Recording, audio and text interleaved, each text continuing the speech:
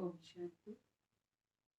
परमपिता परमात्मा शिव द्वारा उच्चारित सत्य ज्ञान को समझने की इस रूहानी यात्रा में आपने अभी तक जाना होगा कि मैं कौन हूँ, कहाँ का रहने वाला हूँ, मेरे पिता परमात्मा कौन है, कहाँ के रहवासी हैं, उनका नाम क्या है, धाम क्या है, कर्तव्य क्या है। तो इस रूहानी यात्रा को अब हम और आगे बढ़ाते हैं और इसके अगले चरण में प्रवेश करते हैं। मैं समय हूं। मेरे बहाव के रास्ते में न किसी दुख की रुकावट है, न किसी सुख की। अब इस रूहानी यात्रा को हम और आगे बढ़ाते हैं।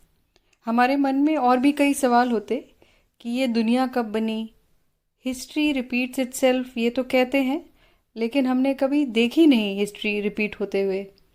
और भी सवाल हैं कि समय लीनियर है या साइक्लिक। अब यहाँ जो हम चित्र देख रहे हैं, इसमें स्वास्तिक का चिन्ह समय को 4 बराबर भागों में बांट रहा है। हम जानते हैं कि विश्व की कई संस्कृतियों में स्वास्तिक का उल्लेख मिलता है।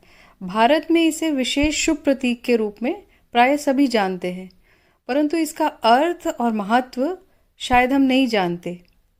वेस्टर्न कॉन्सेप्ट्स में पश्चिमी देशों के विज्ञान की मान्यताओं के अनुसार समय को लीनियर माना गया है, रैखिक माना गया है, जबकि पूर्वी जगत में समय को काल चक्र के रूप में संबोधित किया जाता है।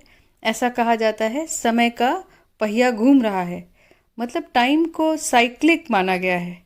तो इस विषय में परमात्मा ने हमें क्या बताया?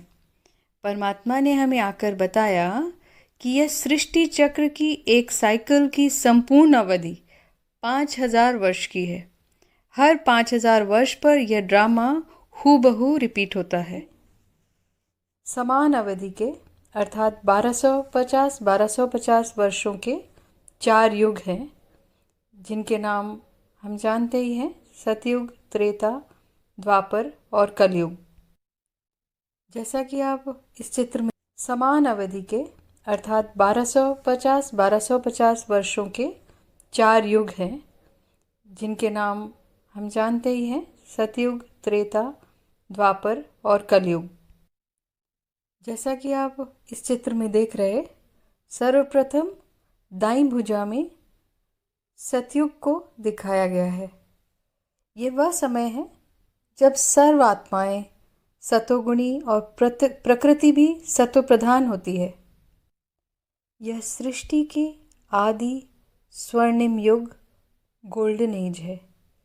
यहाँ एक ही शिव द्वारा स्थापित आदि सनातन देवी देवता धर्म होता है। आज भी जब कोई व्यक्ति निस्वार्थ भाव से सबका भला करने वाला होता, तो हम कहते ये तो जैसे देवता है। सतयुग में मानव, प्रकृति, पशु पक्षी सभी पावन और सत्व प्रधान होते, सुखदायी होते हैं, शांत स्वरूप में होते हैं। वहाँ आनंद ही आनंद होता है, सदा वसंत ऋतु होती है। इसी युग का गायन है कि यहाँ पर देवी देवता 16 कला संपन्न संपूर्ण निर्विकारी रूप में होते हैं। 1250 वर्ष के उपरांत स्वास्तिक की भुजा नीचे की ओर दर्शाती है, अर्थात देवताएं 2 कला उतरकर सतो प्रधान से सतो अवस्था में आ जाते हैं। सतयुग के बाद त्रेता युग आ जाता है। त्रेता युग भी 1250 वर्षों का होता है। सतयुग और त्रेता मिलाकर 2500 वर्षों को ही स्वर्ग, जन्नत, बहिश्त, हेवन कहा जाता है, जिनका वर्णन हमें हर धर्म ग्रंथ में मिलता है। कहते आज से 2500 वर्ष पहले, कहते भी हैं क्राइस्ट से 2500 वर्ष पहले बहिश्त था, जन्नत थी। तो त्रेता के बाद आता है द्वापर युग। द्वापर अर्थात 2 पुर, अर्थात 2 रास्ते।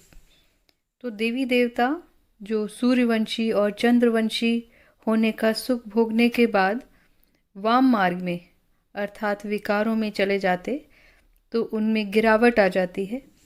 विकारों की प्रवेशता के कारण सत्य में असत्य की प्रवेशता के कारण विकल्प आ जाते हैं।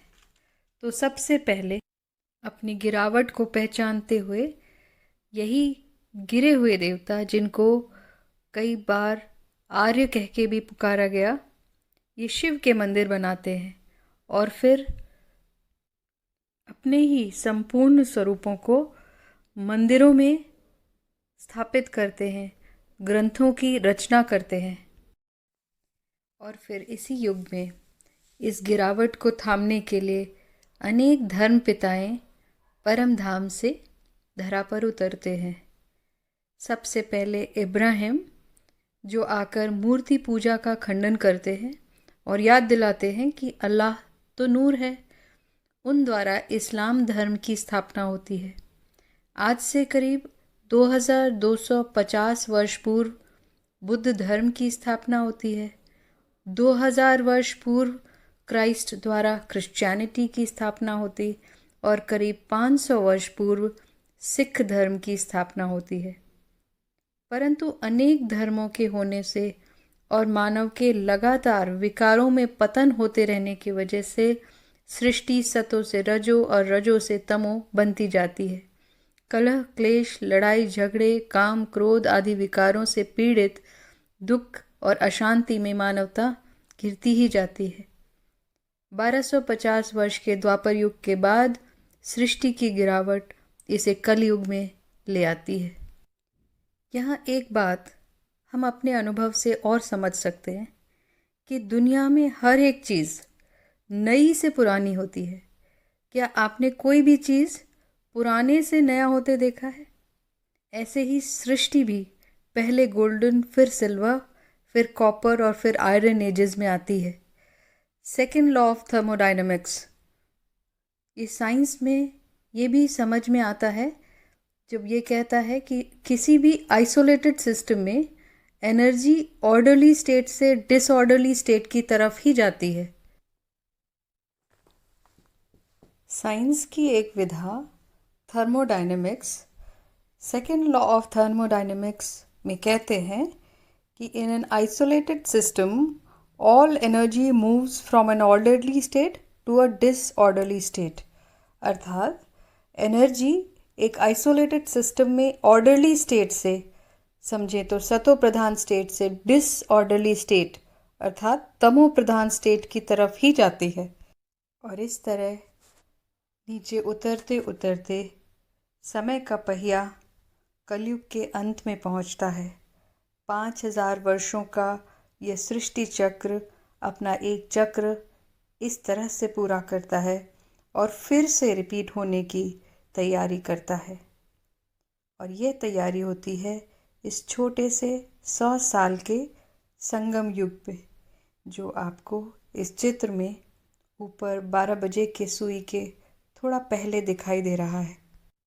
ये 100 साल का संगम युग या कॉन्फ्लुएंस एज, इसे डायमंड युग भी कहते, डायमंड एज भी कहते, क्योंकि इसी समय परमात्मा पृथ्वी पर आकर पुनः सद्धर्म की स्थापना करते हैं। परमात्मा को, शिव को पारसनाथ के रूप में भी जाना जाता है। पारस पत्थर का या एल्केमी प्रोसेस का जिक्र कई संस्कृतियों में है, जिसमें लोहे को सोना बना दिया जाता है। परंतु आज तक न कोई ये पत्थर खोज पाया है, न ही ये प्रोसेस किसी भी लैब में क्रिएट करी गई है, क्योंकि यह कर्तव्य सिर्फ और सिर्फ परमात्मा का है, जो लौह युग को परिवर्तन कर पुनः स्वर्ण युग की स्थापना करते हैं। निराकार ज्योतिर्बिंदु परमात्मा का अवतरण 1936 में हो चुका है और यह रुद्र ज्ञान यज्ञ अब 85 साल पूरे कर चुका है। यही वह समय है जिसका गीता में भी परमात्मा के महावाक्यों के रूप में गायन है कि यदा यदा हि धर्मस्य ग्लानिर्भवति भारत अभ्युत्थानम् अधर्मस्य तदात्मानं सृजाम्यहम् परित्राणाय साधूनां विनाशाय च दुष्कृतां धर्म संस्थापनाय संभवामि युगे युगे। इसी युग में सत धर्म की स्थापना के लिए परमात्मा हम बच्चों से राजयोग की विधियों द्वारा ज्ञान व योग की अग्नि में विकारों की आहुति लेते हैं। हम आत्माओं को फिर से लोहे से सोने जैसा तमो प्रधान से सतो प्रधान बनाते हैं और इस संगम युग में तमोगुणी सृष्टि का भी महाविनाश या कहें महापरिवर्तन होता है। ये महापरिवर्तन 3 प्रकार से होता है। पहला प्राकृतिक प्रकोप या नेचुरल कैलामिटीज से, दूसरा गृह युद्ध से जिसका महाभारत के रूप में यादगार है, और तीसरा विश्व के महायुद्ध में जहाँ पर न्यूक्लियर वेपन्स का इस्तेमाल होता है। तो इस एपिसोड में हमने सृष्टि चक्र को समझा, अर्थात समय के महत्व को जाना। समय के महत्व को जानना क्यों इम्पोर्टेंट है? जैसे किसी विद्यार्थी को अगर ये पता ही नहीं हो कि उसकी परीक्षा कब होने वाली है, तो वो तैयारी भी भला क्या करेगा।